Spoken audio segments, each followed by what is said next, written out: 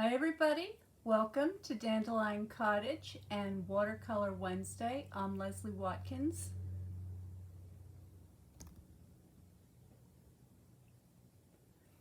I hope everybody's well today and I hope you've been busy painting up a storm. Today I thought I would do something with these beautiful leaves from my Smokebush. And this is a wonderful, easy to grow shrub. I have mine growing in a rocky place. They like a lot of drainage and full sun. And my Smokebush is going gangbusters. It's spreading, it's getting big. I'd say it's at least 12 feet wide and I don't know, maybe 8 feet high. What's so interesting about this shrub, well, the flowers are the most fascinating part because the flowers actually look like plumes of smoke. That's where it gets its name from. It's very, very interesting. But what I love about it are these leaves, the color of these leaves. They're just gorgeous. And if I hold it up so that the light passes through, I think you can see this kind of transmitted light effect. So it starts to glow a kind of a beautiful scarlet orange. And then of course the darkest leaves are this beautiful, almost a black, red, deep violet maroon. And then these are the new growth. And then as the leaves age, they get more green in them. They still have that reddish tinge, and you can continue down the stem here until you can see that you've got a kind of a medium green leaf. So a big range of color. So I thought that would be really fun, and I'm going to show you how I mix my three colors. So I'm just using the yellow, red, and blue, and I'm going to be able to create all these different tonalities in these leaves.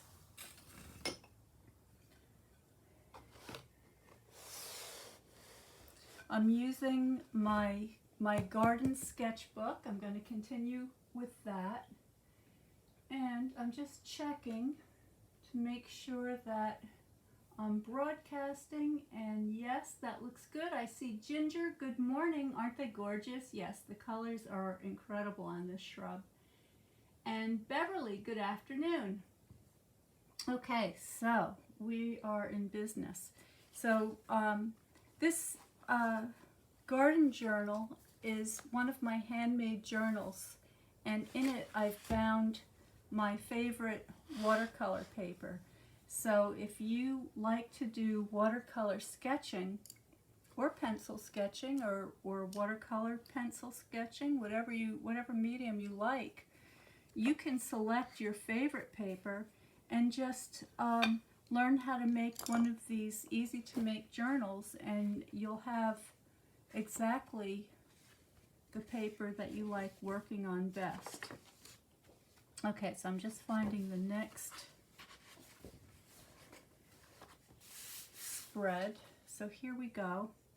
Now, as I've been going along with my garden sketchbook project, I've been trying to vary the compositions.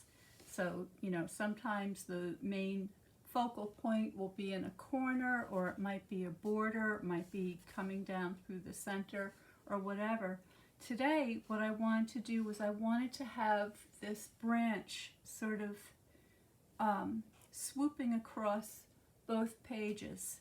Now, I'm not going to be able to finish the entire painting because I would be working on that for several hours. But what I will do is I'll show you how I get started, and then I'll work on a couple of leaves to show you those green mixtures. So I'm going to take my specimen and put it a little closer to me where I can see it. And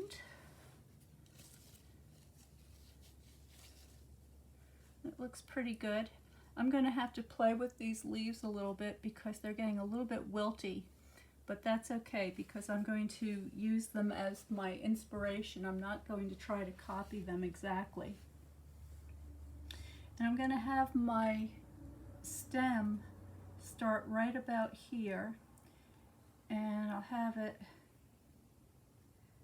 sort of transverse the page, something like that, and then my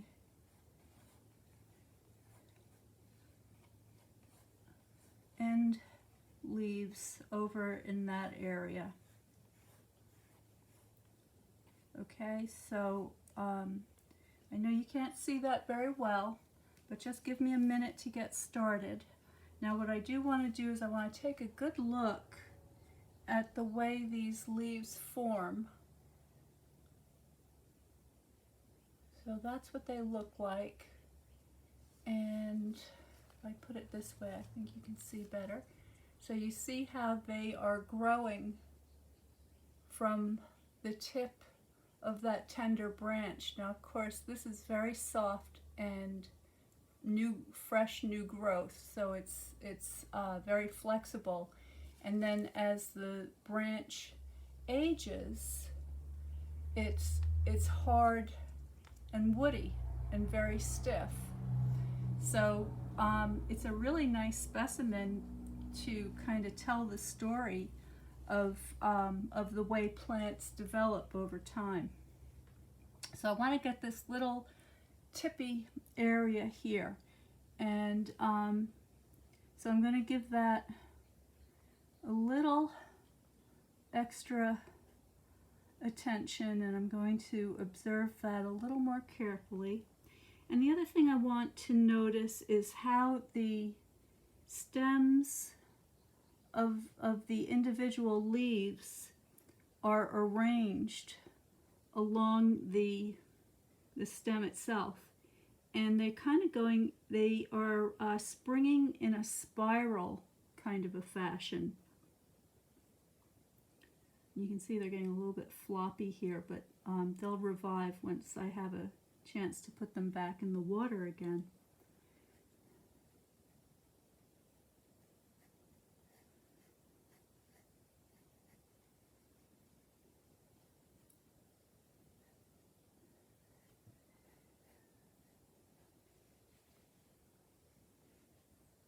And of course they get progressively smaller as they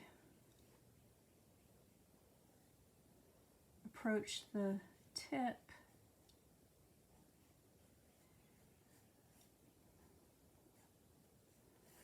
And I also want to pay attention to the direction that they're pointing in.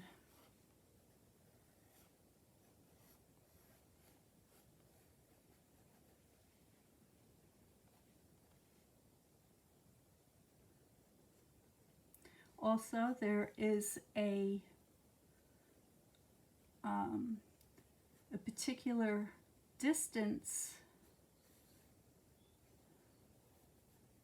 that each leaf is away from one another, and it becomes more regular as they go around the stem, and the stem also gets a little bit thicker as it develops.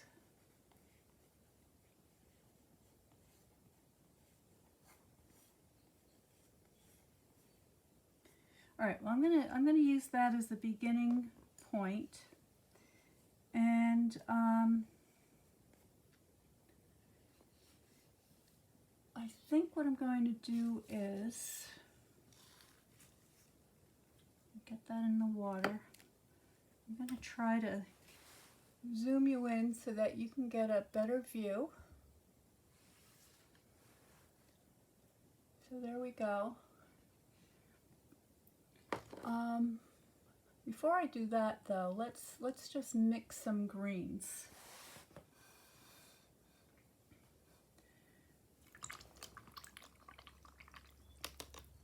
Now I have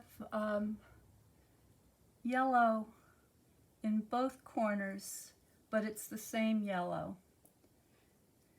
And if you're new to the channel, and if you're interested in learning watercolor and you'd like to find out more, please go to Dandelion Cottage Design, which is my website, and while you're there, look for something called the Watercolor Card Club, and there'll be a lot of information there about the Watercolor Card Club, which is a monthly class in watercolor, and I review all the basics and give you a lot of tips and work from a different specimen each month, so it's always different, and in each lesson you learn another fundamental of painting.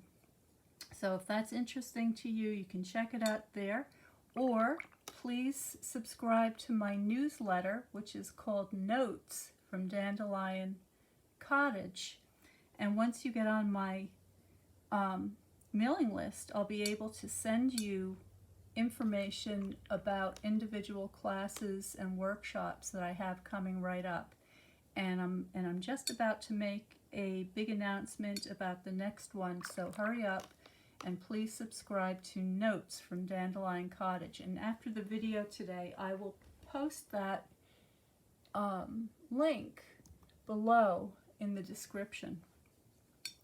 So there's a kind of a medium green, and all I did was take some pure yellow and bring that over to my blue, mix that together. Now I might have a touch of red in there because I'm not going to bother to clean my palette, because there's a lot of good paint on here and a lot of good color mixtures. But what I do want to do is I want to try to get something that looks like that beautiful transmitted light, so kind of a golden scarlet tone. So for that I'm just mixing red and yellow. And I also want to mix a little bit of violet. So basically all I've got on my palette here is the spectrum of yellow, orange, red, violet, blue, and green.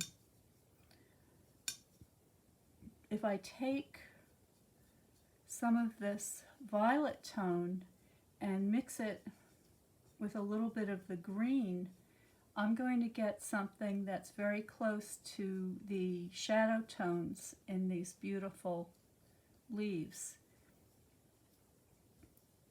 So that looks pretty good. And if I go the other way and add a little bit of the orange or yellow to my red, that's going to give me that sort of local color of those leaves. So that's my color mixing, just that easy. And if you're new to watercolor, you should play with your colors and don't worry about trying to paint anything in particular, but go ahead and see what color mixtures your colors will make. All right. So now I'm going to zoom back in. A little bit more maybe. Okay, you should be able to see that pretty well. And I'm going to begin with just a kind of a very pale reddish tone on these little leaves.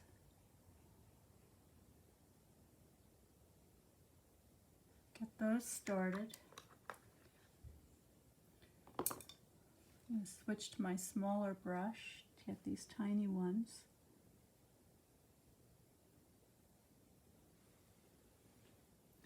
And the stems of these tiny newest leaves has a lot of that orange in it.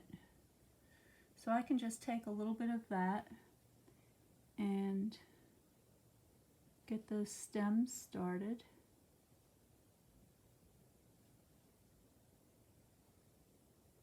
Just like so.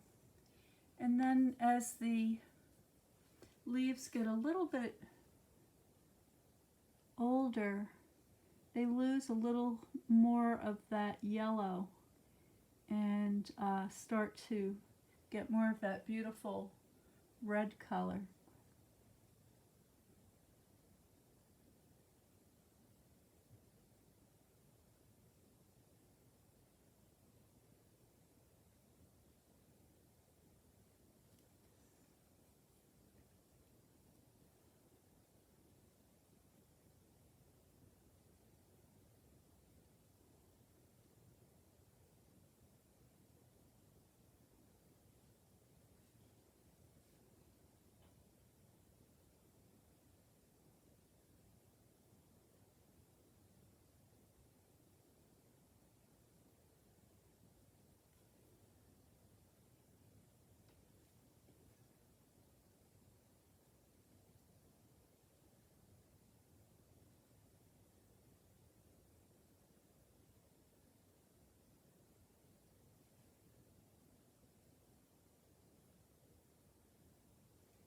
And the shapes of the leaves are very rounded. So when they're young, when they newly emerge, they are kind of pointy.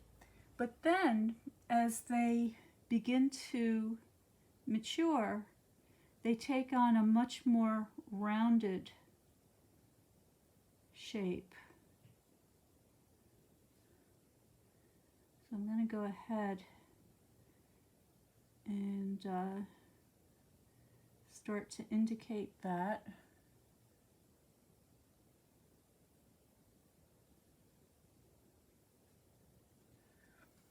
And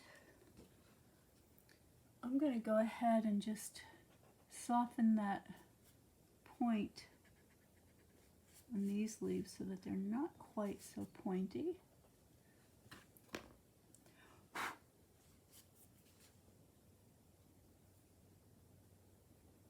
Adding a little more of the darker tones now. The leaf stem is still, at this point, is still fairly light.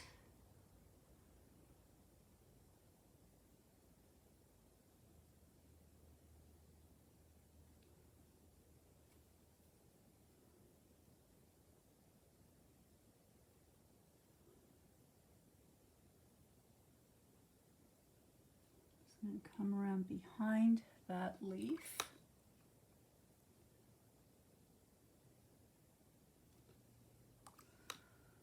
And then over on this side.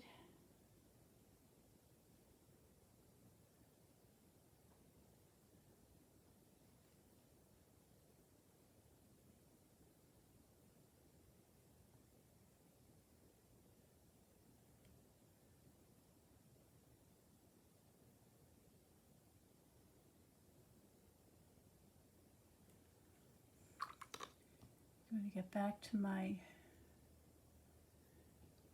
stems, and I can always go back and darken these up later, but I just want to get them started.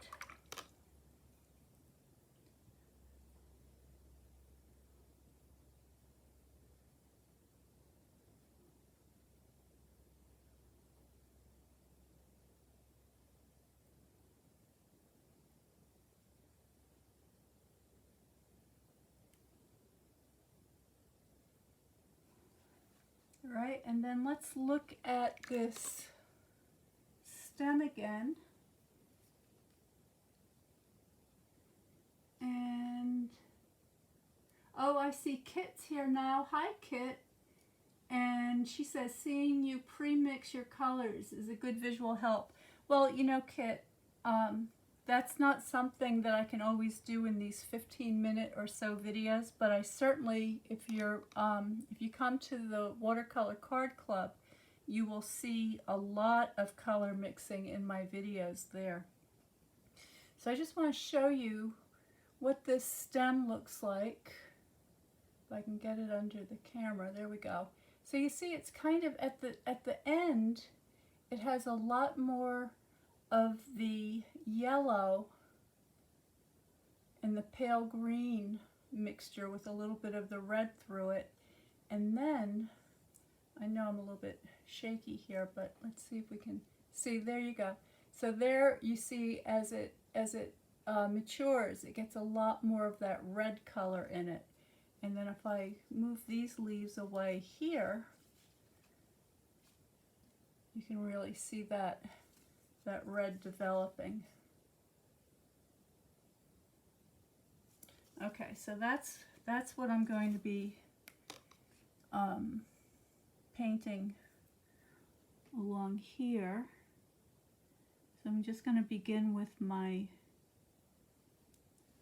yeah, so everybody, these are just quick studies that I do in these live videos. This is not a what I would call a tutorial or a watercolor class. For that, I go into much more detail in the actual video tutorials, and those of course are available for you to watch and replay at your leisure. So so you can either paint along with me with the videos, or you can go ahead and what I would suggest you do is watch it first and get an idea of where I'm going with the lesson, and then watch whatever portion of that video you need as you begin your painting and doing your homework.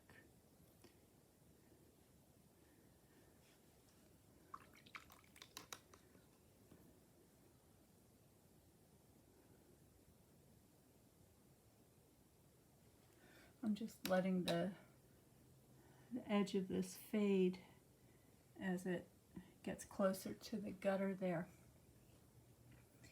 All right, now I'm going to grab a little bit of green and get that in my stem.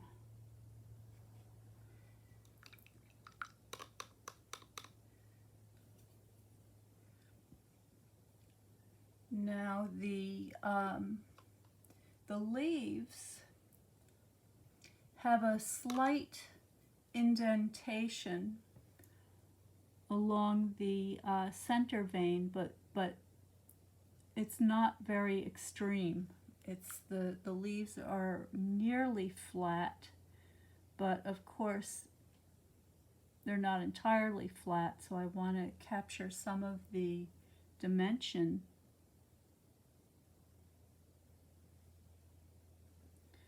And the lateral veins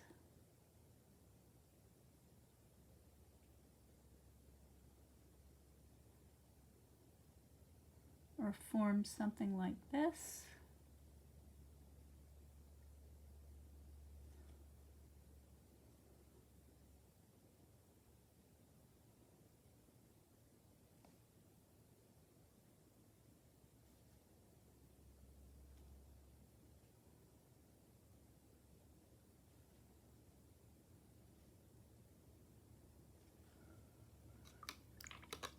All right, and then back here.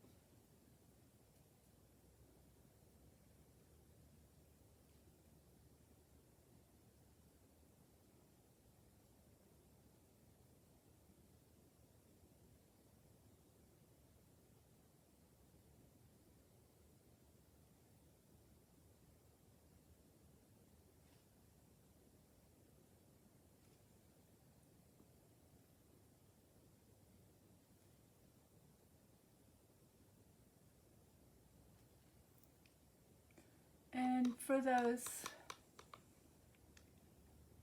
the tiny leaves that are just emerging, they have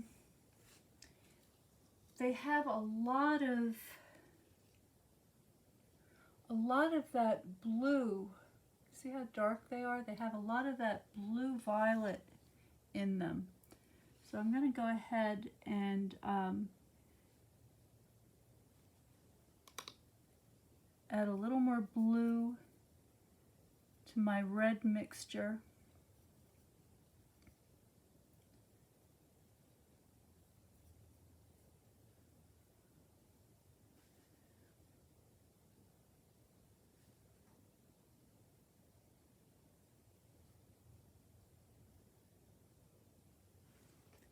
And they have almost a kind of a wrinkly quality. So so I can try to capture some of that texture.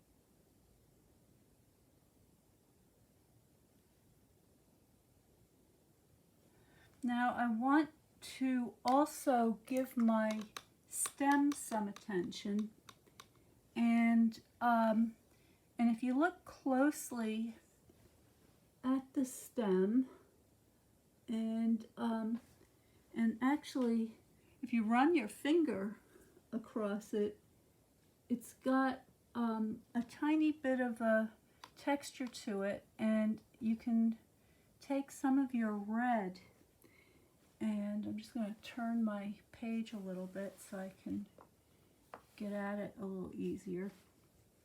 I'm just going to add some of these kind of little streaky spots.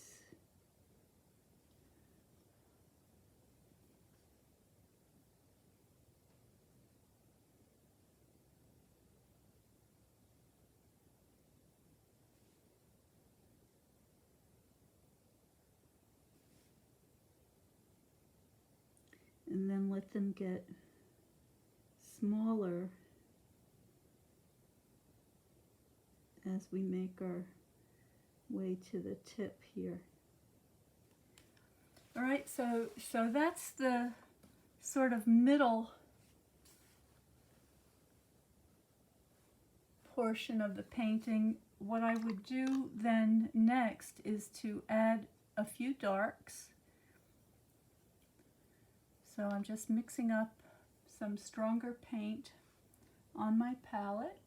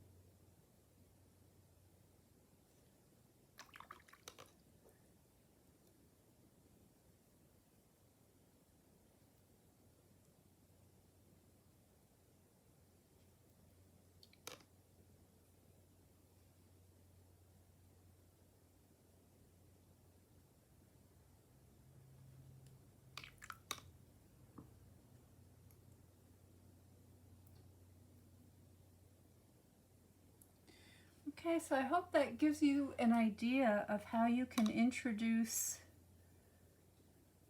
some other tonalities into these beautiful leaves.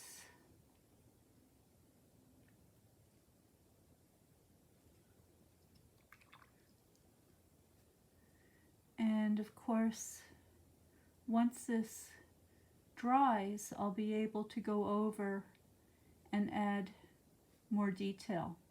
But right now, I'm just going to let that set up a bit, and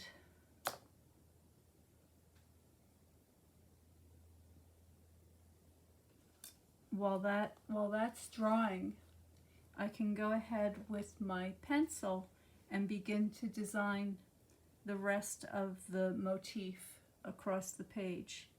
So I hope you found that interesting.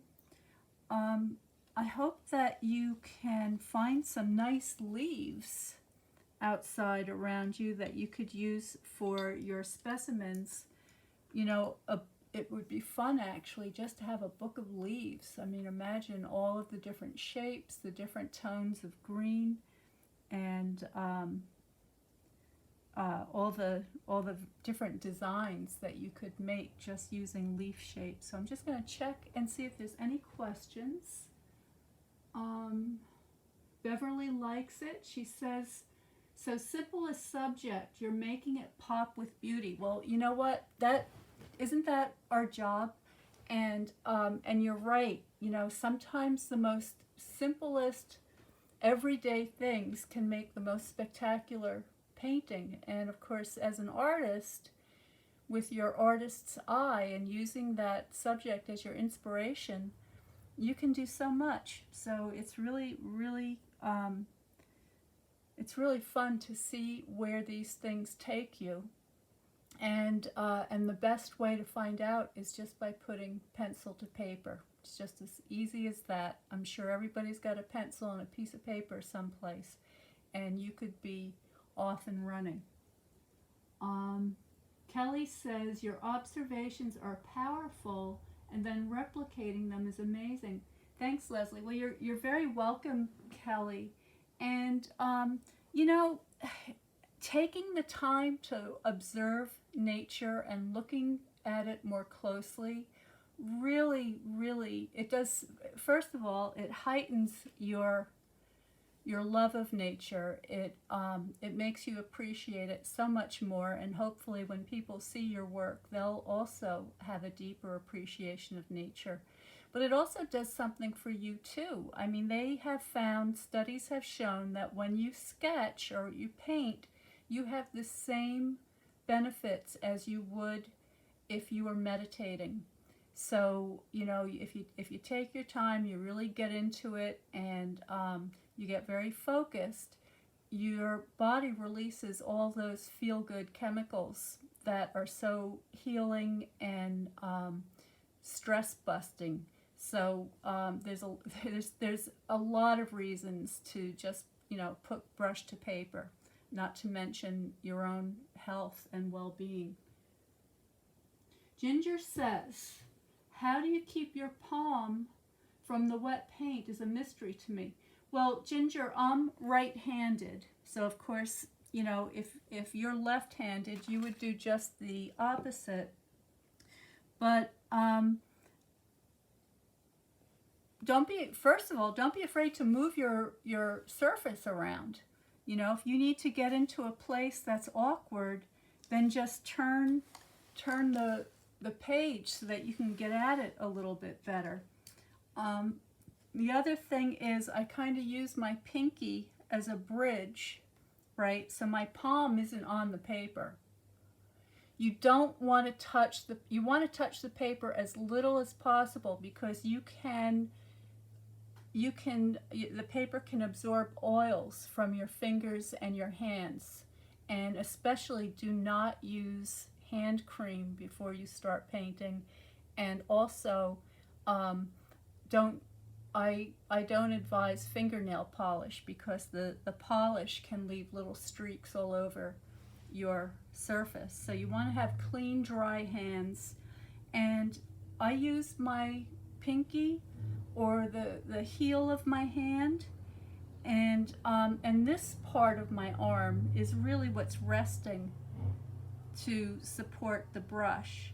So my hand and my fingers are free to be able to manipulate the brush however I'd like it to go. Now you can also take a slip sheet. So I have this paper towel, and I can rest my hand on that, and that's going to make sure that I stay away from the painting surface. What botanical illustrators typically do, if they're working on a great big illustration, they will actually take some tracing paper or some paper vellum and just cut out a window so that only the portion of the picture that they're working on is exposed and the rest of the picture is protected. But I would just, I think the quickest answer is to just move your surface as you need to get into some of those tight corners. All right, let's see. Oh, everybody's agreeing to something. What are you agreeing to?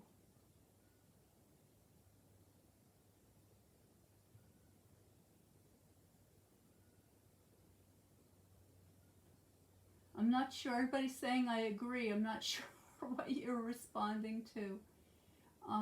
Sorry. But I'm glad you're all agreeing with each other. Cheryl says, I love when you add the dark spots, which make it look alive.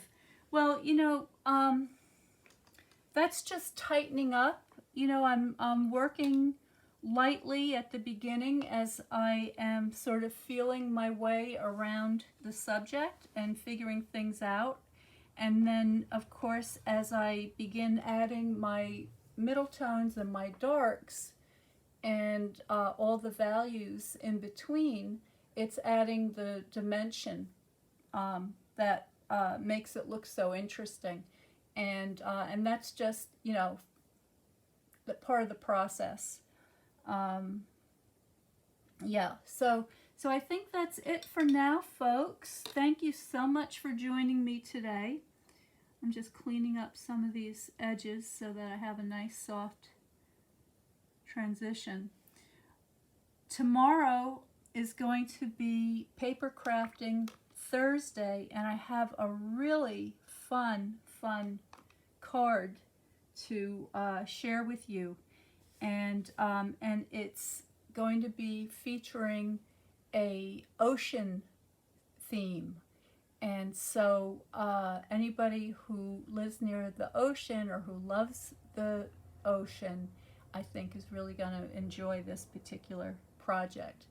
So I'll see you tomorrow, hopefully, at 1 p.m. Eastern Standard Time. And I'll be back again next Wednesday for Watercolor Wednesday at 1 p.m. Eastern Standard Time.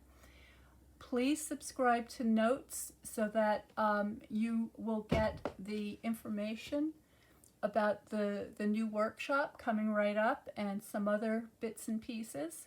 Stay well, stay happy, stay creative, and I will see you next time.